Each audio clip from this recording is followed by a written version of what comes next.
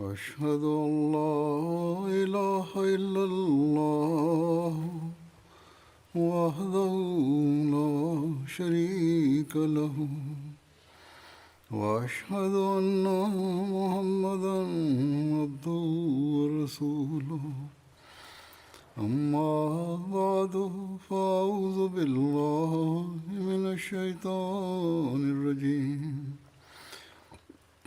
بسم الله الرحمن الرحيم الحمد لله رب العالمين الرحمن الرحيم مالك يوم الدين إياك نعبد وإياك نستعين اهدنا الصراط المستقيم صراط الذين أنعمت عليهم غير المغضوب عليهم ولا الضالين.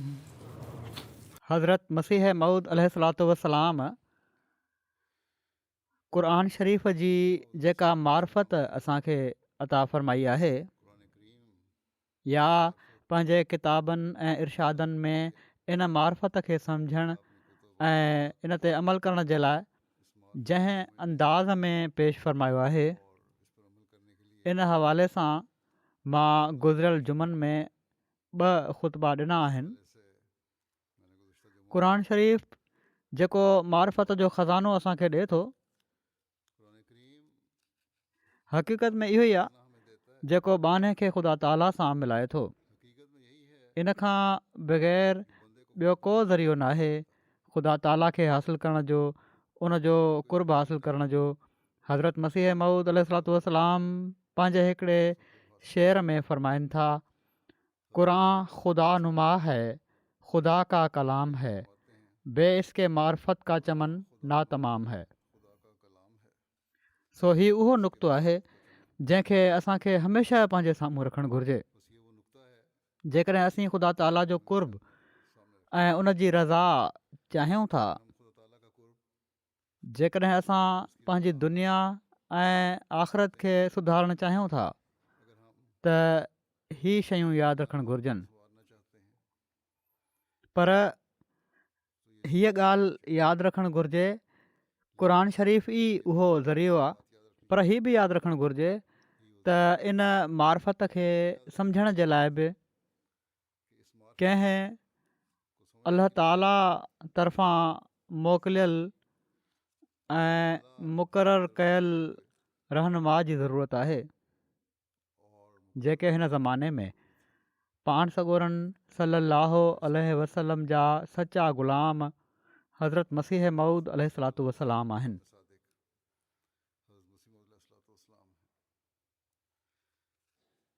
पाण क़ुरान शरीफ़ जे मुख़्तलिफ़ पहलुअनि ते जहिड़ी तरह गहराई में वञी रोशनी विधी आहे ऐं उन जे हुस्न खां आगाह फ़रमायो अथनि, जहिड़ो की मूं चयो त उहो गुज़िरियल 2 ख़ुतबनि में मूं बयानु कयो हो.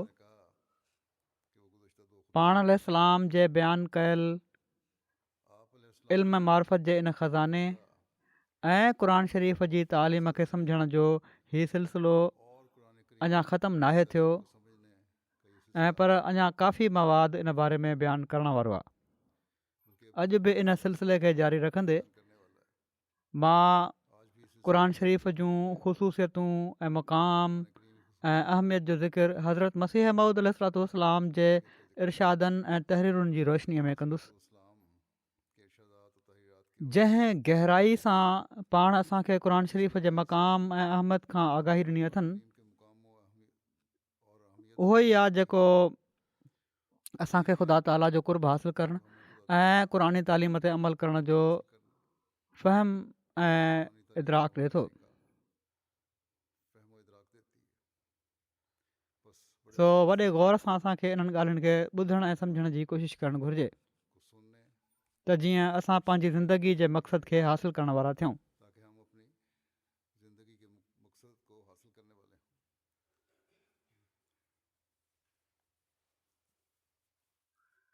इन ॻाल्हि जी वज़ाहत फ़रमाईंदे त क़ुरान ख़ुदा जो कलाम आहे। लाला भीमसेन जे नाले हिकिड़े ख़त में हज़रत मसीह मऊद अलैहिस्सलातु वस्सलाम तहरीर फ़रमाइनि था त हाणे ई थोरनि ॾींहंनि जी ॻाल्हि आहे जो लेखराम नाले हिकिड़ो ब्राह्मन जेको आर्यो हुयो काद्यान में मूं वटि आयो ऐं चयाईं त वैद ख़ुदा जो कलाम आहे, क़ुरान शरीफ़ ख़ुदा जो कलाम नाहे। मूं उनखे चयो छो त तुंहिंजी दावा आहे त वैद ख़ुदा जो कलाम आहे, पर मां उनखे उन जी मौजूदा हैसियत जे लिहाज़ खां ख़ुदा जो कलाम नथो सम्झां, छो त इन में शिरक जी तालीम आहे। जंहिं में शिरक जी तालीम हुजे उहो ख़ुदा जो कलाम कीअं थो थी सघे।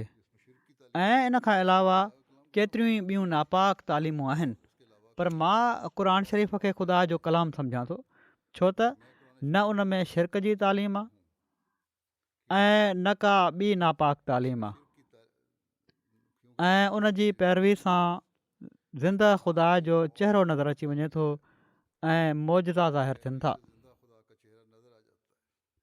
सो ख़ुदा ताला जो कलाम हुअण जो शर्त हीअ आहे त उहो शिरक खां पाक हुजे ऐं उन ते अमल करण सां ख़ुदा ताला जो चहिरो नज़र अचे। क़ुर शरीफ़ कहिड़ी तरह ख़ुदा ताला जो चहिरो ॾेखारण में पंहिंजो किरदारु अदा कयो आहे, इन ॻाल्हि खे असहाबनि जी ज़िंदगियुनि में ॾिसी सघिजे थो। जीअं त क़ुरानी तालीम जो असहाब सॻोरनि ते जेको असरु आहे उनजो ज़िक्र फ़रमाईंदे हज़रत मसीह मऊद अलैहिस्सलाम फ़रमाइनि था त पाण सॻोरनि सल्लल्लाहु अलैहि वसल्लम जो ज़मानो जेको सदर इस्लाम जो वक़्तु हुयो, उन ज़माने ते हिकिड़ी वसी नज़र विझी साबित थिए थो त पाण सॻोरनि सल्लल्लाहु अलैहि वसल्लम जी तालीम कीअं ईमान आणण वारनि खे मथे बयानु कयल अदना दर्जे खां आला दर्जे ताईं पहुचाए छॾियो, छो त ईमान आणण वारा पंहिंजी शुरूआती हालति में अक्सर अहिड़ा हुआ जो जंहिं हालति खे हू साण खणी आया हुआ उहा हालति झंगली वहशियुनि खां बि बदतर हुई ऐं दरिंदनि वांगुरु उन्हनि जी ज़िंदगी हुई ऐं एतिरे क़दुरु बदअमलनि ऐं बद अख़लाक में उहे मुब्तला हुआ जो इंसानियत खां ॿाहिरि थी चुका हुआ ऐं अहिड़ा बेशूर थी चुका हुआ जो न पिया सम्झनि त असीं बदअमाल आहियूं। माना त नेकी ऐं बुराई जी सुञाणप जो हिसो बि ख़तमु थी वियो आहिनि। सो क़ुरानी तालीम ऐं पाण सॻोरनि सल्लल्लाहु अलैहि वसल्लम जी सोहबत जेको पहिरियों असरु उन्हनि ते कयो त उहो ई हुयो त उन्हनि खे महसूसु थी वियो त असीं पाकीज़गी जे जामे खां बिल्कुलु उघाड़ा ऐं बदआमाली जे गंद में गिरफ़्तार आहियूं। जहिड़ो की अलाह ताला उन्हनि जी पहिरीं हालति जे बारे में फ़रमाए थो, उलाइक कल अनआम बल हुम अज़ल, माना त हीअ माण्हू चौपायनि वांगुरु आहिनि ऐं पर उन्हनि खां बि बदतर। पोइ जॾहिं पाण सॻोरनि सल्लल्लाहु अलैहि वसल्लम जी पाक सोहबत ऐं फ़ुरक़ान हमीद जे दिलकश तासीर सां उन्हनि खे महसूसु थी वियो त जंहिं हालति में असीं ज़िंदगी गुज़ारी आहे उहा हिकिड़ी वहशियाणी ज़िंदगी आहे ऐं सरासर बदआमालियुनि सां मुलवस आहे, त उन्हनि रूहुल क़ुदुस खां क़ुवत हासिल करे नेक अमलनि ॾांहुं हरकत कई। जहिड़ो की अलाह ताला उन्हनि जे हक़ में फ़रमाए थो, व अयदहुम बिरूहिम मिन्हु, माना त ख़ुदा ताला हिकिड़े पाक रूह सां उन्हनि जी ताईद कई। उहा ई ग़ैबी ताक़त हुई जेका ईमान आणण खां पोइ ऐं कंहिं क़दुरु सब्र करण खां पोइ इंसान खे मिलंदी आहे। पोइ उहे माण्हू इन ताक़त जे हासिलु थियण खां पोइ न सिर्फ़ु इन दर्जे ते रहिया त पंहिंजे ऐबनि ऐं गुनाहनि खे महसूसु कंदा हुजनि ऐं उन्हनि जी धप खां बेज़ार हुजनि, ऐं पर हाणे हू नेकी ॾांहुं एतिरे क़दुरु क़दम खणण लॻा जो सलाहियत जे कमाल खे निसफ़ ताईं तइ करे वरिताऊं ऐं कमज़ोरनि जे मुक़ाबिल ते नेक अमलनि जी बजावरी में ताक़त पैदा थी वई। न सिर्फ़ु कमज़ोरियूं ख़तमु कयूं ऐं पर नेकिन ते क़दम वधंदा विया ऐं अहिड़े तरीक़े सां विची हालत उन्हनि खे हासिलु थी वई ऐं पोइ उहे माण्हू रूहुल क़ुदुस जी ताक़त मां फ़ाइदो वठी उन्हनि मुजाहिदात में लॻी विया जो पंहिंजे पाक अमलनि सां शैतान ते ग़ालिब अची वञनि। तॾहिं उन्हनि ख़ुदा खे राज़ी करण जे लाइ उन्हनि मुजाहिदनि खे अख़्तियार कयो जिन खां वधी करे इंसान जे लाइ मुतसवर नाहे। उन्हनि वाट ख़ुदा जी पंहिंजनि जानियुनि जो कखनि पननि वांगुरु बि क़दुरु न कयो। आख़िर उहे क़बूल कया विया ऐं ख़ुदा उन्हनि जी दिलनि खे गुनाह खां मुकमल तौर ते बेज़ार करे छॾियो ऐं नेकीअ जी मोहबत विझी छॾी। सो हीअ आहे क़ुर शरीफ़ जो उन्हनि ते असरु त हू ज़मीन मां उथिया ऐं आसमान जा चिमकंदड़ तारा बणिजी विया, जंहिंजे बारे में पाण सॻोरन सलाहु वसलम फ़रमायो आहे त इन्हनि मां हर हिकु तव्हांजे लाइ रहनुमा आहे। क़ुर शरीफ़ जी पैरवी सां इंसान ख़ुदा ताला जी सिफ़तुनि जो मज़हर थी वेंदो आहे। हीउ बयानु फ़रमाईंदे पाण फ़रमाइनि था, जेको शख़्स क़ुर शरीफ़ जो पोइलॻ थी मुहबत ऐं सिदक खे इंतिहा ताईं पहुचाए छॾींदो आहे, मुहबत ऐं सिदक खे इंतिहा ताईं पहुचाए छॾींदो आहे, उहो ज़िली तौर ते ख़ुदा ताला जी सिफ़तुनि जो मज़हर थी वेंदो आहे। सिर्फ़ु पोइलॻ थियणु शर्त नाहे ऐं पर मुहबत ऐं सिदक खे इंतिहा ताईं पहुचाइणु शर्त आहे। माना त उन जे हुकमनि ते मुकमल अमल हुजे, तॾहिं उहो अलाह ताला जी सिफ़तुनि जो मज़हर थींदो आहे। वरी फ़रमाइनि था, हीउ सभु नतीजो उन ज़बरदस्त ताक़त ऐं ख़ासियत जो हूंदो आहे जेका ख़ुदा जे कलाम क़ुर शरीफ़ में असीं मुशाहिदो कयूं था। उहा ज़बरदस्त ताक़त ऐं ख़ासियत कंहिं ॿिए किताब में नाहे जेको कंहिं क़ौम जे वेझो इलामी किताब सम्झो वञे थो। शायदि इन जो ई सबबु हुजे त उहे किताब बसबबु परे जे ज़माननि जे मुहरफ़ ऐं मुबदल थी चुका आहिनि, या शायदि ई सबबु हुजे त जेतोणीकि लफ़्ज़ उन्हनि जा मुहरफ़ ऐं मुबदल न आहिनि थिया पर माना बिगाड़े वई आहे, या शायदि ई सबबु हुजे त ख़ुदा हिन आख़िरी ज़माने में तफ़रीक़े खे ख़तमु करण जे लाइ ऐं दुनिया जे सभिनी माण्हुनि खे सिर्फ़ु हिकु किताब ते गॾु करण जे लाइ उन्हनि सभिनी पहिरियनि किताबनि जूं बरकतूं मसलूब करे वरितियूं आहिनि।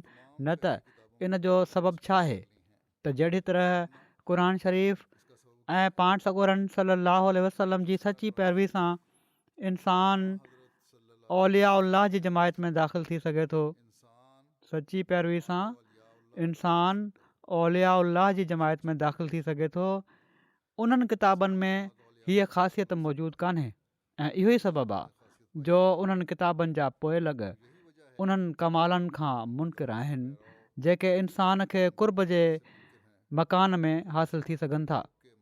ऐं पर हू करामतुनि ऐं मौजज़नि ते चिथरूं कनि था, मौजज़नि खे न सिर्फ़ु मञनि नथा ऐं पर उन्हनि ते चिथरूं बि कनि था। ऐं इहो ई अॼु सबबु आहे त ख़ुदा ताला खां परे थी विया आहिनि, मज़हब खां परे थी विया आहिनि। वरी फ़रमाइनि था, पर असां उन्हनि ते के चिथरूं नथा कयूं, कंहिं ते असां चिथरूं नथा कयूं। हा, उन्हनि जी महरूमी खे ॾिसी रोअणु ज़रूरु अचे थो, हिननि सां हमदर्दी आहे असांजी दिलि में त अलाह ताला खां परे वञी उन जी सिफ़तुनि खे विसारे नए ज़माने जी रोशनीअ जो पंहिंजे ग़लति रवैयनि खे नालो ॾेई ॿीहर जानवरनि वारियूं हरकतूं करणु लॻी पिया आहिनि। ऐं इहो ई कुझु असांखे अॼुकल्ह मादियत प्रस्तनि में नज़र अचे थो। बहरहाल पंहिंजी ॻाल्हि जे तसलसुल में पाण फ़रमाइनि था अॻिते त मां हिन हंधि कुझु गुज़िरियल क़िसनि खे बयानु नथो कयां ऐं पर मां उहे ई ॻाल्हियूं कयां थो जंहिंजो मूंखे ज़ाती इल्मु आहे। मां क़ुर शरीफ़ में हिकिड़ी ज़बरदस्त ताक़त ॾिठी आहे। मां पाण सॻोरन सलाहु वसलम जी पैरवी में हिकिड़ी अजीब ख़ासियत ॾिठी आहे जेका कंहिं मज़हब में उहा ख़ासियत ऐं ताक़त कान्हे, ऐं उहा ई त त सचो पोइलॻ इन जो विलायत जे मक़ामनि ताईं पहुची वेंदो आहे। ख़ुदा उनखे न सिर्फ़ु पंहिंजे कौल सां मुशरफ़ कंदो आहे ऐं पर पंहिंजे फ़ैल सां उनखे ॾेखारींदो आहे त मां उहो ई ख़ुदा आहियां जंहिं ज़मीन ऐं आसमान पैदा कया आहिनि। तॾहिं उनजो ईमान बुलंदी में परे परे जे तारनि खां बि अॻिते लंघे वेंदो आहे। जीअं त मां इन ॻाल्हि में मुशाहिदे वारो आहियां, ख़ुदा मूंसां हम कलाम थींदो आहे ऐं 1 लख खां बि वधीक मुंहिंजे हथ ते उन निशान ॾेखारिया आहिनि। सो जेतोणीकि मां दुनिया जे सभिनी नबियुनि जो अदब कयां थो ऐं उन्हनि जे किताबनि जो बि अदब कयां थो, पर ज़िंदह दीन सिर्फ़ु इस्लाम खे ई मञा थो, छो त इन जे ज़रिए सां मूं ते ख़ुदा ज़ाहिरु थियो।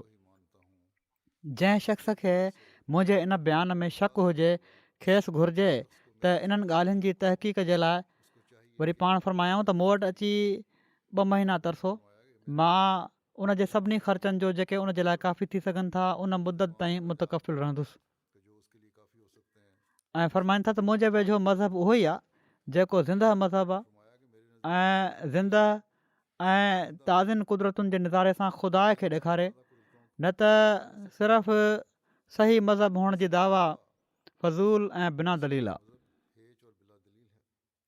जन संदन इन दावत मां फैज़ हासिलु करिणो हो, उन्हनि फैज़ हासिलु कयो ऐं कामयाबु थी विया, वटनि रहिया ऐं क़बूलु कयाऊं। अॼु बि संदन इल्म कलाम जेको आहे, जेके ख़ज़ाना जेके आहिनि, केतिरनि खे ख़ुदा नुमा बणाए रहियो आहे। सो इन मां जिथे असां गैरनि खे आगाह कयूं, ख़ुदि बि असांखे पूरी कोशिशि करणु घुरिजे ऐं फ़ाइदो वठणु घुरिजे संदन कलाम मां, तॾहिं असां पंहिंजी बैत जे मक़सद खे बि पूरो करे सघूं था। वरी क़ुर शरीफ़ जूं ख़ूबियूं बयानु फ़रमाईंदे पाण फ़रमाइनि था, क़ुर शरीफ़ जूं 4 एजाज़ी ख़ूबियूं आहिनि जंहिंजो तफ़सील ई फ़रमायाऊं त क़ुर शरीफ़ जी एजाज़ी ख़ूबियुनि मां हिकिड़ी बलागत ऐं फ़साहत बि आहे, जेका इंसानी बलागत ऐं फ़साहत खां बिल्कुलु मुमताज़ ऐं अलॻि आहे, छो त इंसानी बलागत ऐं फ़साहत जो मैदान तमामु थोरो आहे ऐं जेसि ताईं कंहिं कलाम में वधा या कूड़ या ग़ैर ज़रूरी ॻाल्हियूं न मिलायूं वञनि, तेसि ताईं को इंसानु बलागत ऐं फ़साहत जे आला दर्जे ते क़ादिर नथो थी सघे। अलाह ताला जो कलाम इन खां बिल्कुलु पाक आहे, का मिलावट न आहे। ॿियो क़ुर शरीफ़ जी हिकिड़ी मौजज़ाणी ख़ूबी ही आहे त जेतिरे क़दुरु उन क़िसा बयानु कया आहिनि, दर हक़ीक़त उहे सभई पेशिन गोयूं आहिनि जन तरफ़ हंधे हंधे इशारो बि कयो अथई। हीअ बि नज़र अचे थो क़ुर शरीफ़ में।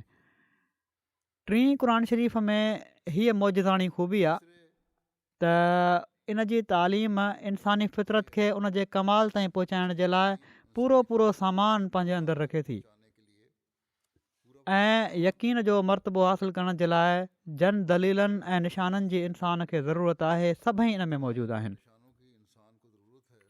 चौथीं हिकिड़ी वॾी ख़ूबी इन में हीअ आहे त हू कामिल पैरवी करण वारे खे ख़ुदा जे अहिड़ो वेझो करे छॾींदो आहे जो हू अलाह ताला सां मुकालमे जो शर्फ़ हासिलु करे वठंदो आहे ऐं खुलियल निशान उन खां ज़ाहिर थींदा आहिनि ऐं तज़किया नफ़्स ऐं ईमानी इस्तक़ामत उनखे हासिलु थींदी आहे। ऐं क़ुर शरीफ़ जो हीउ नुक़्तो ॾाढो ई यादाश्त जे लाइक़ु आहे त कामिल मोमिन ते जेको आसमानी निशाननि जो फैज़ान थींदो आहे, उहो त हिकिड़ो ख़ुदा जो फ़ेल आहे। इन जे करे इनखे को पंहिंजी ख़ूबी करार नथो ॾेई सघे। कामिल मोमिन जी पंहिंजी ذाती ख़ूबी तक़वा, तहारत ऐं ईमान जी क़ुवत ऐं इस्तक़ामत आहे।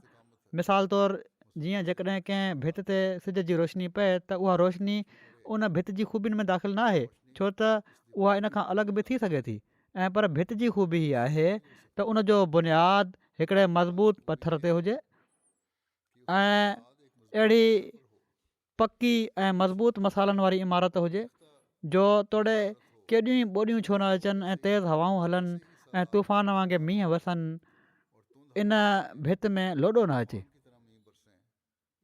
सो ईमान जी बि अहिड़ी हालति हुअणु घुरिजे। क़ुर शरीफ़ खे ख़ुदा ताला जो मुक़दस कलाम सम्झी उन ते अमल जी बि अहिड़ी हालति हुअणु घुरिजे, छो त इहो ई आहे जेको असांजे ईमाननि खे मज़बूत करे थो, असांखे ख़ुदा ताला सां मिलाए थो। का झक, को तूफ़ान, का मुखालफ़त इंसान खे पंहिंजे ईमान खां लोॾे न सघे। हीअ आहे इंसान जी ख़ूबी, ऐं हमेशह इन ते ख़ुदा ताला जे कलाम जी रोशनी पवंदी रहे, उनखे सम्झण जी हू कोशिशि कंदो रहे। वरी फ़रमाइनि था त क़ुर शरीफ़ हिकिड़ो अहिड़ो किताबु आहे जो जंहिंजी पैरवी जे नतीजे में दुआऊं क़बूलु थींदियूं आहिनि। तफ़सील बयानु फ़रमाईंदे था त क़ुर शरीफ़ जे मौजज़ाणे तासीरनि मां हिकिड़ो हीउ बि आहे त उन जी कामिल पैरवी करण वारा क़बूलियत जो दर्जो माणींदा आहिनि ऐं उन्हनि जूं दुआऊं क़बूल थी ख़ुदा ताला पंहिंजे लज़ीज़ कलाम ऐं पुररोब कलाम जे ज़रिए सां उन्हनि खे इतलाह बि ॾेई छॾींदो आहे ऐं ख़ासि तौर ते दुश्मननि जे मुक़ाबले ते उन्हनि जी मदद कंदो आहे ऐं ताईद जे तौर ते पंहिंजे ख़ासि ग़ैब ते उन्हनि खे मुतले फ़रमाईंदो आहे।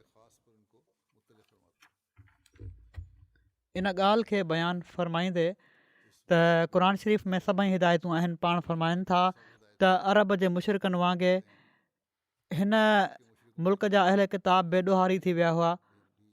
ईसाइनि त कफ़ारे जे मसइले ते ज़ोर ॾेई ऐं इन ते भरोसो करे हीउ सम्झी वरितो त असां ते सभु ॾोह हिलाल आहिनि,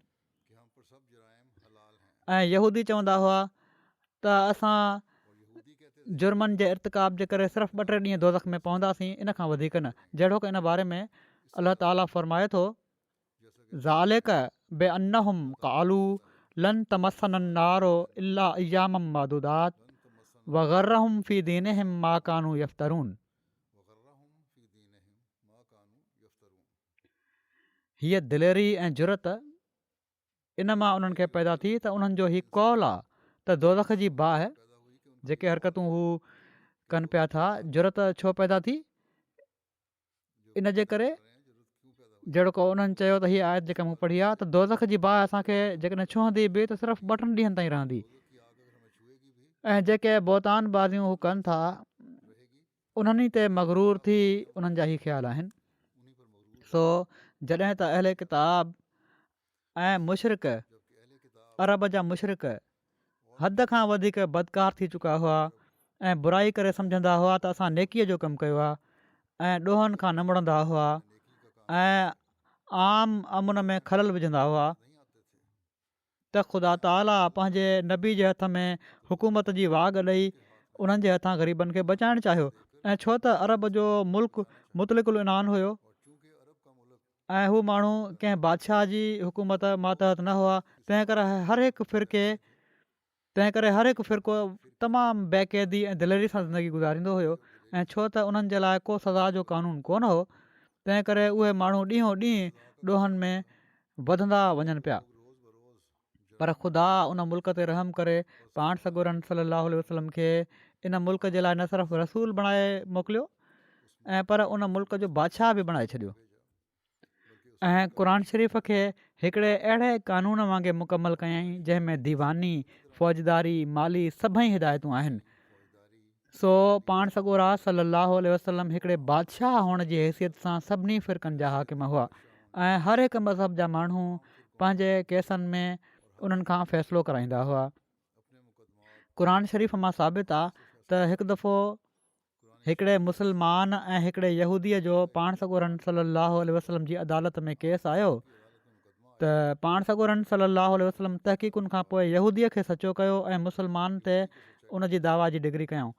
सो केतिरा ई नादान मुख़ालिफ़ जेके ग़ौर सां क़ुर शरीफ़ नथा पढ़नि, हू हर हिकु मक़ाम खे पाण सॻोरन सल्लल्लाहु अलैहि वसल्लम जी रिसालत हेठि खणी था अचनि। हालांकि अहिड़ियूं सज़ाऊं ख़िलाफ़त माना त बादशाहत जी हैसियत सां ॾिनियूं वेंदियूं हुयूं।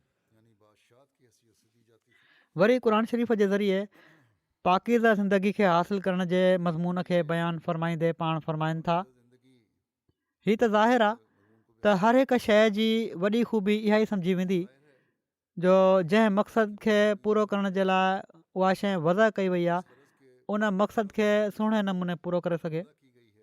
मिसाल तौरु जेकॾहिं कंहिं ॾांद खे हर कहाइण जे लाइ ख़रीद कयो वियो आहे त उन ॾांद जी इहा ई ख़ूबी ॾिठी वेंदी त हू हर कहाइण जे कम खे सुहिणे नमूने करे सघे। ॾांद ही हर कहाइण जे लाइ वठंदा आहिनि त उनखे हर कहाइण जे लाइ इस्तेमालु कयो वेंदो ऐं सुठो हर कहाइण वारे ॾांद खे सुठो सम्झियो वेंदो।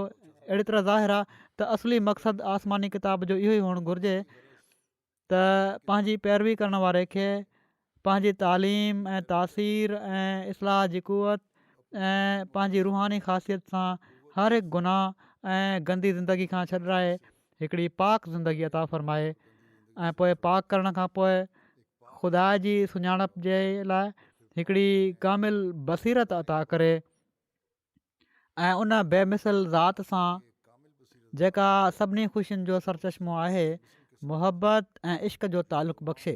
छो त दर हक़ीक़त इहा ई मुहबत निजात जी पाड़ आहे ऐं इहो ई उहो बेहिश्त आहे जंहिंमें दाख़िल थियण खां पोइ समूरी बेज़ारी ऐं तलख़ी ऐं रंज ऐं अज़ाब ख़तमु थी वेंदो आहे। ऐं बेशक ज़िंदह ऐं कामिल किताब इल्हामी उहो ई आहे जेको ख़ुदा जे तालिब खे इन मक़सूद ताईं पहुचाए ऐं उनखे सिफ़ली ज़िंदगी खां निजात ॾेई इन हक़ीक़ी महबूब सां मिलाए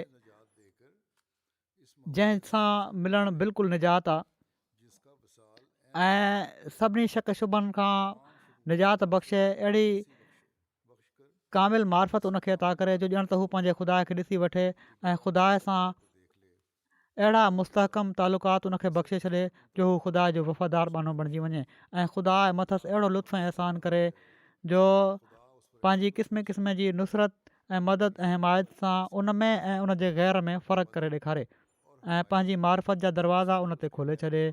ऐं जेकॾहिं को किताब पंहिंजे इन फ़र्ज़ खे अदा न करे जेको उनजो असली फ़र्ज़ु आहे ऐं ॿियनि बेहूदा दावाउनि सां पंहिंजी ख़ूबी साबित करणु चाहे त उनजो ईअं ई मिसाल आहे जो हिकिड़ो शख़्स मिसाल तौरु हाज़िक तबीब हुअण जी दावा करे ऐं जॾहिं को बीमार हुननि जे साम्हूं पेश कयो वञे त हिन खे चङो करे ॾेखार त हू ई जवाबु ॾिए त मां हिन खे चङो त नथो करे सघां पर मां मल वढ़णु चङी तरह ॼाणा थो।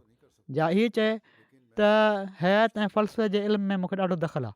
ज़ाहिर आहे त अहिड़ो माण्हू मशकिरो चवराईंदो ऐं अकुलमंदनि जे वेझो सरदनिश जोॻो हूंदो। ख़ुदा जो किताब ऐं ख़ुदा जा रसूल जेके दुनिया में ईंदा आहिनि वॾो मक़सदु उन्हनि जो इहो ई हूंदो आहे जो दुनिया खे पाप ऐं गुनाह जी ज़िंदगी खां छॾाइनि ऐं ख़ुदा सां पाक तालुक़ात क़ाइमु कनि। उन्हनि जो मक़सदु हीअ त न आहे हूंदो त दुनिया जा इल्म उन्हनि खे सेखारनि ऐं दुनिया जी इजादुनि खां उन्हनि खे आगाह कनि।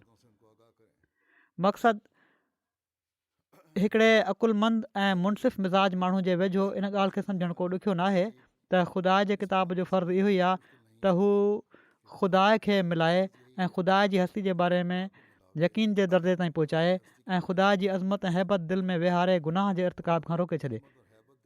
न त असां अहिड़े किताब खे छा कयूं जेको न दिलि जो गंद ख़तमु करे सघे थो ऐं न अहिड़ी पाक ऐं कामिल मार्फत बख़्शे सघे थो जेका गुनाह खां नफ़रत करण जो मूजिबु थी सघे। यादि रहे त गुनाह जी रग़बत जो जज़ाम तमामु ख़तरनाक जज़ाम आहे ऐं हीउ जज़ाम कहिड़ी तरह ख़तमु थी नथो सघे जेसिताईं जो ख़ुदा जी ज़िंदा मार्फत जूं तजलियूं ऐं उनजी हैबत ऐं अज़मत ऐं कुदरत जा निशान मींहं वांगुरु वारिद न थियनि ऐं जेसिताईं इंसानु ख़ुदा खे उन जी मुहिब ताक़तुनि सां अहिड़ो वेझो न ॾिसे जीअं उहा ॿकरी उन शींहं खे ॾिसंदी आहे जेको उनखां ॿिनि विखुनि जे मुफ़ासिले ते बीठो आहे। इंसान लाइ हीअ ज़रूरत आहे त हू गुनाह जे मोलिक जज़्बात खां पाक थिए ऐं एतिरे क़दुरु ख़ुदा जी अज़मत उन जी दिलि में वहिजी वञे जो उहा बेअख़्तियार करण वारी नफ़सानी शहवतुनि जी ख़्वाहिश जेका बिजली वांगुरु उन ते किरंदी आहे उन जी तक़वा जे सरमाए खे यकदमि साड़े छॾींदी आहे उहा ख़तमु थी वञे। पर छा उहे नापाक जज़्बात जो जेके मिर्गी वांगुरु बार बार पवनि था ऐं परहेज़गारी जा होश हवास विञाए छॾनि था उहे सिर्फ़ु पंहिंजे ई हथ घड़े परमेश्वर जे तसवुर सां ख़तमु थी सघनि था या सिर्फ़ु पंहिंजे ई तजवीज़ कयल ख़्यालनि सां दॿिजी सघनि था या कंहिं अहिड़े कफ़ारे सां रुकिजी सघनि था जंहिंजी तकलीफ़ पंहिंजे नफ़्स खे छुयो ई बि न आहे। हरगिज़ न, हीअ ॻाल्हि मामूली न आहे ऐं पर सभिनी ॻाल्हियुनि खां वधी करे अकुलमंद जे वेझो ग़ौर करण जे लाइक़ु आहे। इहा ई ॻाल्हि आहे जो उहा तबाही जेका हिन दिलेरी ऐं बेतालुकी जे करे पेश अचण वारी आहे उन जी असली पाड़ गुनाह मासियत आहे उन खां कीअं महफ़ूज़ रहे। हीअ त ज़ाहिर आहे त इंसानु यकीनी लज़तुनि खे सिर्फ़ु ज़नी ख़्यालनि सां नथो छॾे सघे। के यकीनी लज़तूं आहिनि, लज़तूं जेके मिलंदियूं आहिनि उनखे हीअ चवणु त थींदो इन ॻाल्हि सां सिर्फ़ु ज़न करे त हीअ असांखे इनशा अल्लाह मिलंदो, बाद में मिलंदो, कॾहिं मिलंदो, कीअं थींदो, इन ते छॾे नथो सघे। हा फ़रमाइनि था त पर हिकिड़ो यकीन ॿिए यकीनी मामले मां हथु खणाए सघे थो। मिसाल तौरु हिकिड़े झंग जे बारे में हिकिड़ो यकीन आहे त हिन हंधि माना त झंग आहे, उन जे बारे में यकीन आहे त हिन हंधां केतिरा हिरण असां आराम सां पकिड़े सघूं था ऐं असां इन यकीन जी तहरीक ते क़दम खणण जे लाइ तयारु आहियूं। पर जॾहिं ॿियो यकीन थी वेंदो त उते 50 बबर शींहं मौजूदु आहिनि ऐं हज़ारे खूनखार वॾा नांग बि आहिनि जेके वात पटियूं वेठा आहिनि, त पोइ असां इन इरादे खां दस्तकश थी वेंदासीं। अहिड़ी तरह बिना उन यकीन जे दर्जे जे गुनाह बि ख़तमु नथो थी सघे। गुनाह ख़तमु करण जो हीउ तरीक़ो आहे त हीउ यकीन हुजे त जेकॾहिं असां हीउ गुनाह कंदासीं, ज़ाती वक़्ती लज़तूं त आहिनि असांखे, पर इन खे करण सां अहिड़ी तरह आहे जहिड़ी तरह असां हिकिड़े झंग में जिथे शिकार ते हलिया वञूं ऐं उते बबर शींहं बि हुजे ऐं अरुड़ नांग बि हुजनि ऐं उन्हनि जो ख़ौफ़ जेको आहे उहो असांखे उते शिकार करणु न ॾिए, त अहिड़ी तरह गुनाहनि खां बची सघिजे थो। त जेकॾहिं हीउ यकीन पैदा थी वञे त ख़ुदा ताला जी पकड़ तमामु सख़्तु आहे ऐं जेकॾहिं असां गुनाह कंदासीं त उन जी पकड़ में अची सघूं था। फ़रमाइनि था त लोह लोह खे ई कटींदो आहे। ख़ुदा जी अज़मत ऐं हैबत जो उहो यकीन घुरिजे जेको ग़फ़लत जे परदनि खे पाश पाश करे छॾे ऐं बदन ते हिकिड़ी ॾकणी आणे छॾे ऐं मौत खे वेझो करे ॾेखारे ऐं अहिड़ो ख़ौफ़ दिलि ते ग़ालिब करे जंहिंसां समूरी जोड़ जक नफ़्स अमारा जी टुटी वञे ऐं इंसानु हिकिड़े ग़ैबी हथ सां ख़ुदा ॾांहुं छिकियो वञे ऐं उन जी दिलि इन यकीन सां भरिजी वञे त उहो दर हक़ीक़त ख़ुदा मौजूदु आहे जेको बेडरपे ऐं ॾोहारी खे बेसज़ा नाहे छॾींदो। सो हिकिड़ी हक़ीक़ी पाकीज़गी जो तालिब अहिड़े किताब खे छा करे जंहिंजे ज़रिए सां हीअ ज़रूरत पूरी न थी सघे। तंहिं करे मां हर हिक ते हीअ ॻाल्हि ज़ाहिर कयां थो त उहो किताब जेको हिननि ज़रूरतुनि खे पूरो करे थो उहो क़ुर शरीफ़ आहे। उन जे ज़रिए सां ख़ुदा ॾांहुं इंसान खे हिकिड़ी कशिश पैदा थींदी आहे ऐं दुनिया जी मोहबत थधी थी वेंदी आहे ऐं उहो ख़ुदा जेको तमामु ॻुझो आहे इन जी पैरवी सां आख़िरकार पंहिंजो पाण ज़ाहिरु कंदो आहे ऐं उहो क़ादिर ख़ुदा जंहिंजी कुदरतुनि खे ग़ैर क़ौमूं नथियूं ॼाणनि, क़ुर जी पैरवी करण वारे इंसान खे ख़ुदा ख़ुदि ॾेखारे छॾींदो आहे। ऐं हीअ यादि रखणु घुरिजे फ़िक्रो, क़ुर जी पैरवी करण वारे इंसान खे ख़ुदा ख़ुदि ॾेखारे छॾींदो आहे ऐं आलम मलकूत जो उनखे सैर कराईंदो आहे ऐं पंहिंजे अनल मौजूदु हुअण जे आवाज़ सां पाण पंहिंजी हस्तीअ जी उनखे ख़बर ॾींदो आहे। सो हीअ आहे उहो फ़हम ऐं इदराक जेको क़ुर शरीफ़ जे बारे में हुअणु घुरिजे। हीअ इन तालीम जो अमली पहलू आहे जंहिंजो असां खां इज़हार थियणु घुरिजे, न त ॿियनि मज़हबनि वांगुरु असांजी ईमान जी दवा सिर्फ़ु दवा हूंदी। हाणे हिते फ़रमाइनि था त हीअ किताब इस्लाह करे थो ऐं ॿिया किताब नथा कनि उन्हनि में, छो त तालीम उन्हनि जी कामिल न आहे, इन लाइ नथा कनि। ऐं जेकॾहिं असां क़ुर शरीफ़ खे मञूं था ऐं पोइ इस्लाह नथी थिए त इन में असांजो ॾोह आहे, छो त असां जहिड़ो की पाण फ़रमाइनि था कामिल पैरवी ज़रूरी आहे। कामिल पैरवी जेकॾहिं न कंदासीं त कीअं इस्लाह थींदी, इन ते अमल न कंदासीं त कीअं इस्लाह थींदी। सो असांखे कोशिशि करणु घुरिजे त असीं कामिल पैरवी करण वारा थियूं। अलाह ताला इन जी तौफ़ीक़ ॾिए। वरी पाण फ़रमाइनि था त असांजो मुशाहिदो ऐं तजुर्बो ऐं उन्हनि सभिनी जो जेके असां खां पहिरियां थी गुज़रिया आहिनि इन ॻाल्हि जो शाहिदु आहे त क़ुर शरीफ़ पंहिंजी रूहानी ख़ासियत ऐं पंहिंजी ज़ाती रोशनी सां पंहिंजे सचे पोइ लॻ खे पाण ॾांहुं छिकींदो आहे ऐं उन जी दिलि खे मुनवर कंदो आहे ऐं पोइ वॾा वॾा निशान ॾेखारे ख़ुदा सां अहिड़ा तालुकात मुस्तहकम बख़्शे छॾींदो आहे जो उहे अहिड़ी तलवार सां बि टुटी नथा सघनि जेका टुकड़ा टुकड़ा करणु चाहे थी। हू दिलि जी अखि खोलींदो आहे ऐं गुनाह जे गंदे चश्मे खे बंदि कंदो आहे ऐं ख़ुदा जे लज़ीज़ मुकालमे मुखातबे सां शर्फ़ बख़्शींदो आहे ऐं ग़ैब जा इल्म अता फ़रमाईंदो आहे ऐं दुआ क़बूलु करण ते पंहिंजे कलाम सां इतलाह ॾींदो आहे ऐं हर हिकु जेको उन शख़्स सां मुक़ाबिलो करे जेको क़ुर शरीफ़ जो सचो पोइ लॻा, ख़ुदा पंहिंजे हैबतनाक निशाननि सां उन ते ज़ाहिर करे छॾींदो आहे त हू उन बाने सां गॾु आहे जेको उन जे कलाम जी पैरवी करे थो। त सचो पोइ लॻ हुअणु बुनियादी शर्त आहे। वरी इन ॻाल्हि खे बयानु फ़रमाईंदे त क़ुर शरीफ़ शिरक खां निजात जो ज़रियो आहे, पाण फ़रमाइनि था जेको कुझु क़ुर शरीफ़ तौहीद जो तुख़ुम बिलाद अरब, फ़ारिस, मिस्र, शाम, हिंद, चीन, अफ़गानिस्तान, कश्मीर वग़ैरह जे बिलाद में पोखे छॾियो आहे ऐं अक्सर बिलाद मां बुत परस्ती ऐं ॿिए क़िस्मनि जी मख़लूक परस्ती जो ॿिज पाड़ मां पटे छॾियो आहे। हीअ हिकिड़ी अहिड़ी कारवाई आहे जो इन जो मिसाल कंहिं ज़माने में नथो मिले।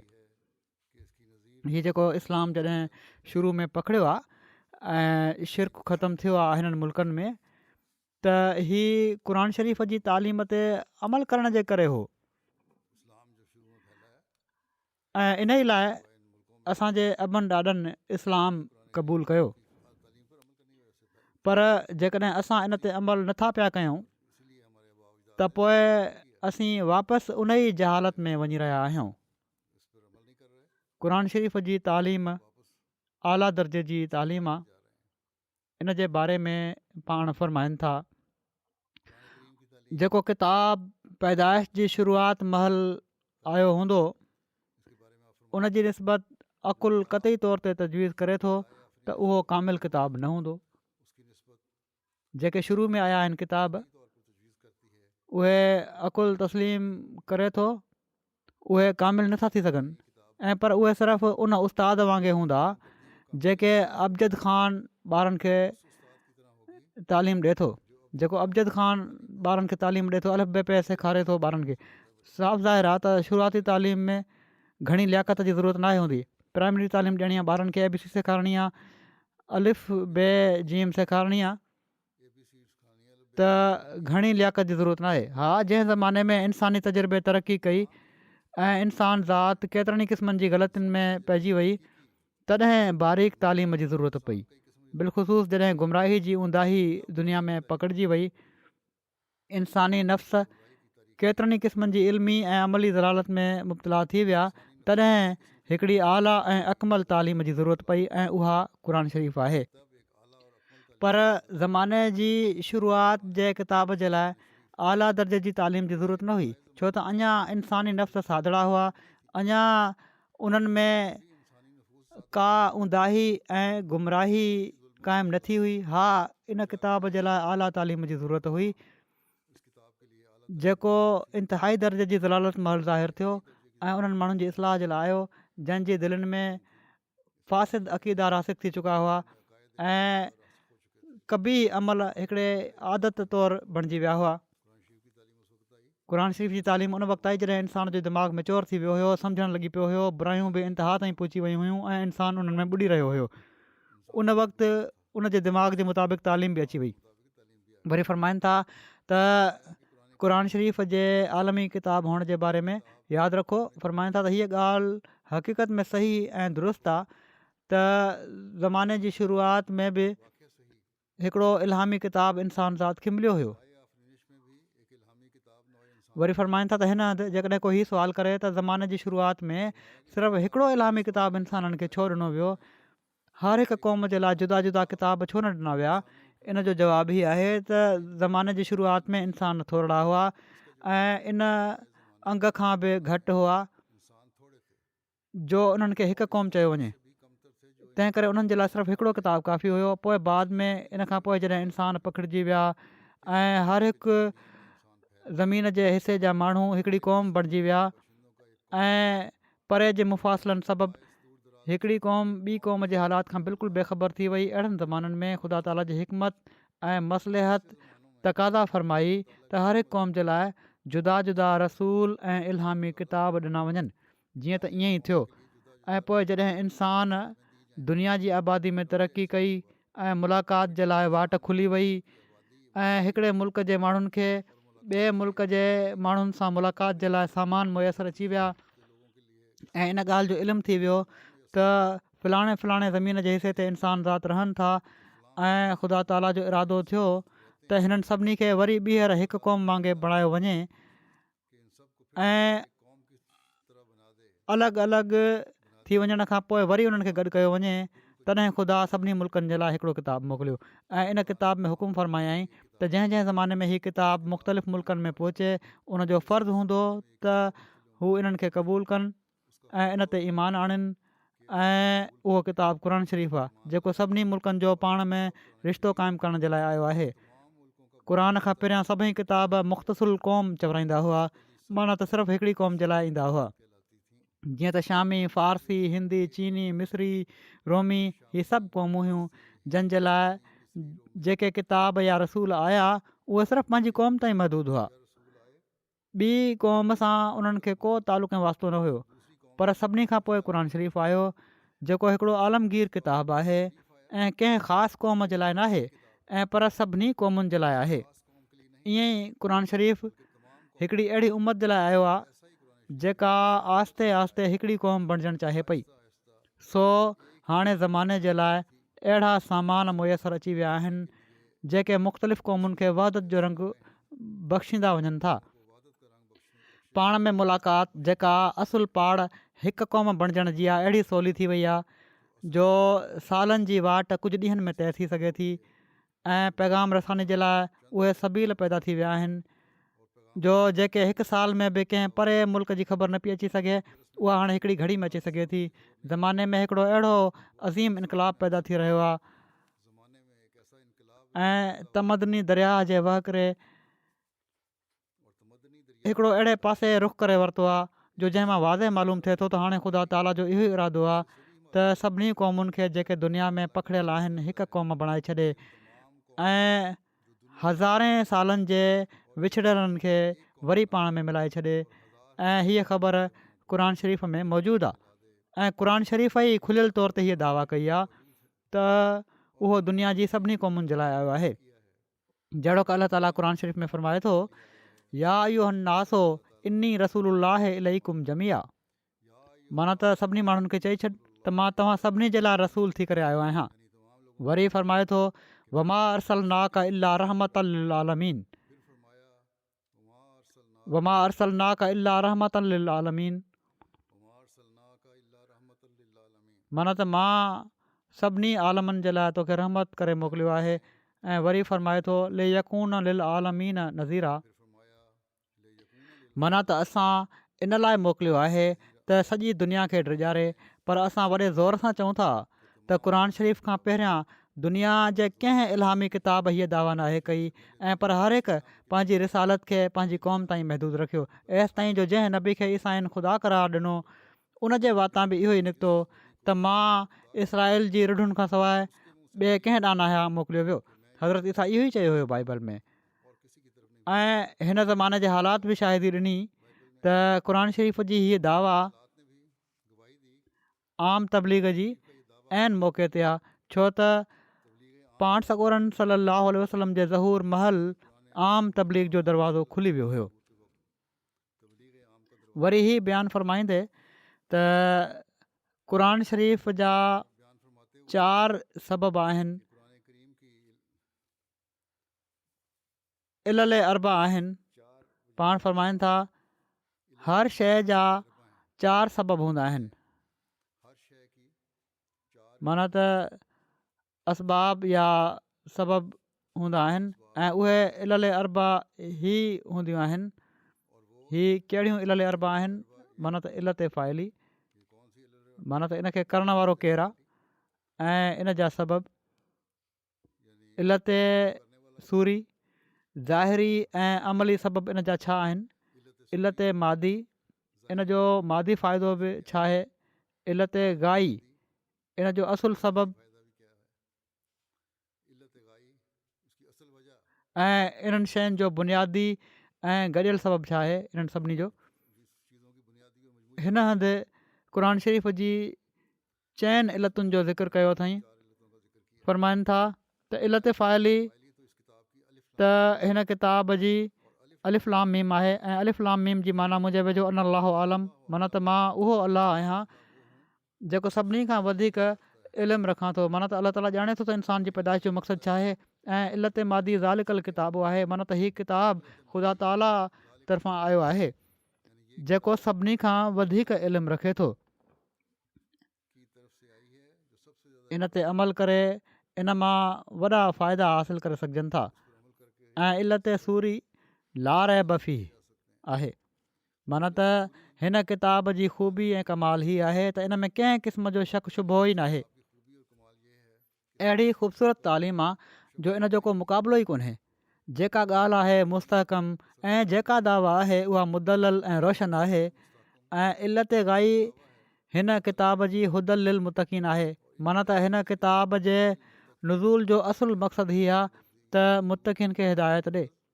ऐं इहो ई हिकिड़ो हक़ीक़ी किताब जो दीनी किताब जो मक़सदु हुअणु घुरिजे। वरी पाण फ़रमाइनि था सूरह बक़रा जी आयतुनि जो तर्जुमो कंदे पहिरीं ॿी ऐं टीं फ़रमाइनि था त तक़वा अहिड़ी आला दर्जे जी ज़रूरी शइ क़रार ॾिनो वियो आहे जो क़ुर शरीफ़ जी इलत ग़ाई इन ई खे क़रार ॾिनो वियो आहे। असुलु मक़सदु इन ई खे क़रार ॾिनो वियो आहे। जीअं त ॿी सूरत खे जॾहिं शुरू कयई त ईअं ई फ़रमायाई अलिफ़ लाम मीम ज़ालिकल किताबो ला रैब फ़ीह हुदल लिल मुतक़ीन। मुंहिंजो मज़हब इहो ई आहे त क़ुर शरीफ़ जी हीअ तरतीब वॾो रुतबो रखे थी। ख़ुदा ताला इन में इलल अरबा जो ज़िक्र फ़रमायो आहे, माना त 4 सबबनि जो इलत फ़ाइली, इलत मादी, सूरी ऐं ग़ई। हर हिकु शइ सां ही 4 इलल हूंदियूं आहिनि। क़ुर शरीफ़ तमामु अकमल तौर ते हिनखे ॾेखारे थो।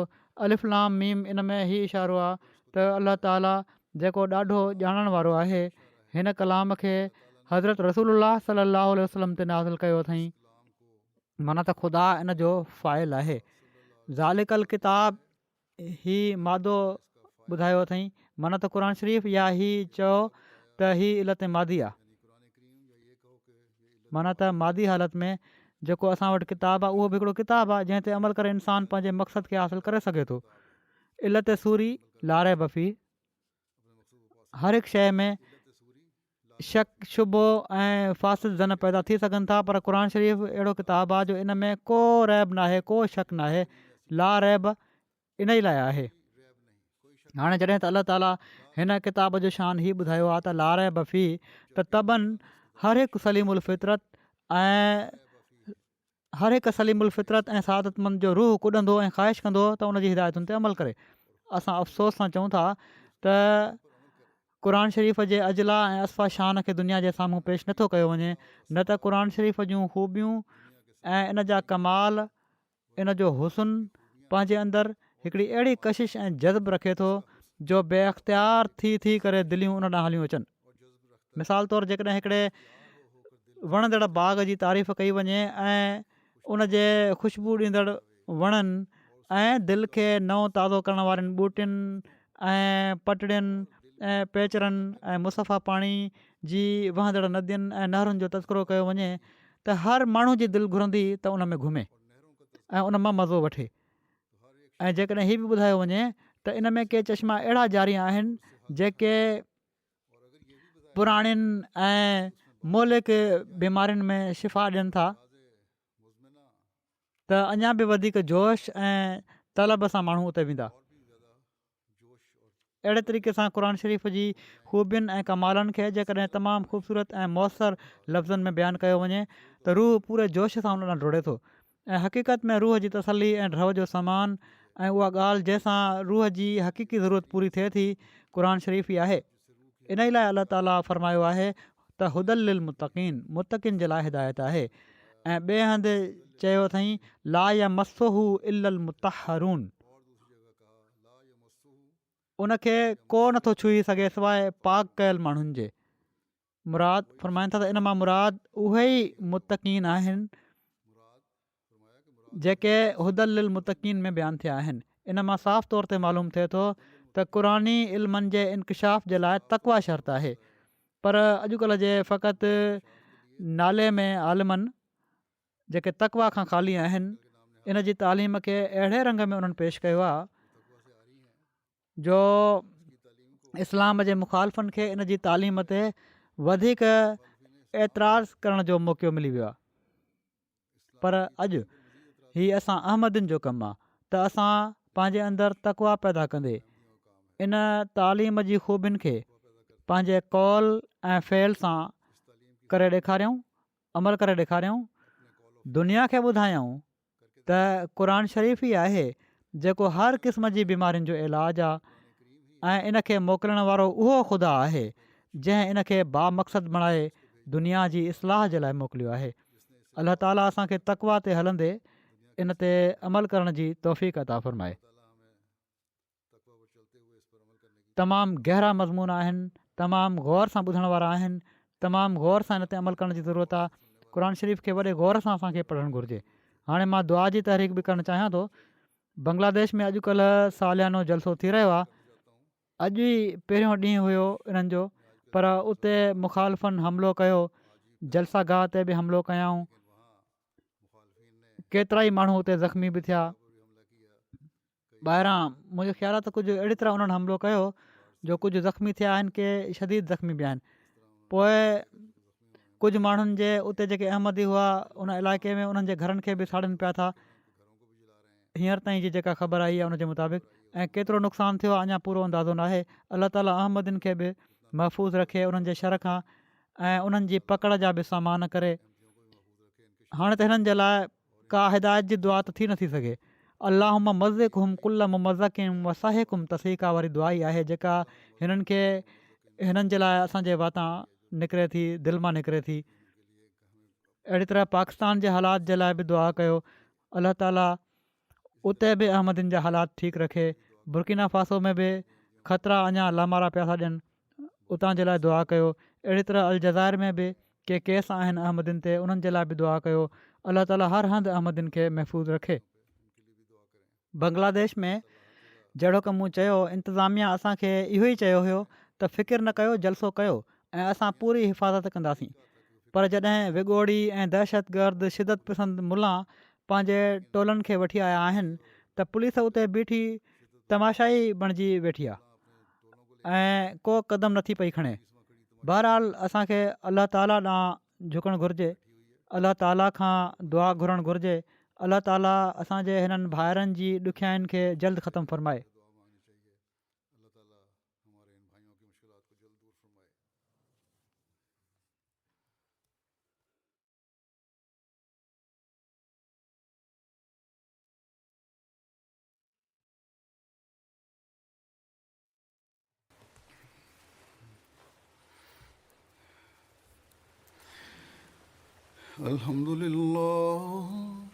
अल्हम्दुलिल्लाह नहमदुहु व नस्तईनुहु व नस्तग़फिरुहु व नुमिनु बिही व नतवक्कलु अलैहि व नऊज़ु बिल्लाहि मिन शुरूरि अनफुसिना व मिन सय्यिआति अअमालिना मन यहदिहिल्लाहु फला मुदिल्ल लहु वमन युद्लिल्हु फला हादिय लहु वनशहदु अल्ला इलाहा इल्लल्लाह वनशहदु अन्ना मुहम्मदन अब्दुहु व रसूलुहु इबादल्लाहि रहिमकुमुल्लाह इन्नल्लाह यामुरु बिल अदलि वल इहसानि व ईताइ ज़िल क़ुर्बा व यन्हा अनिल फ़हशाइ वल मुनकरि वल बग़ि यइज़ुकुम लअल्लकुम तज़क्करून उज़्कुरुल्लाह यज़्कुरकुम वदूहु यस्तजिब लकुम वलज़िक्रुल्लाहि अकबर।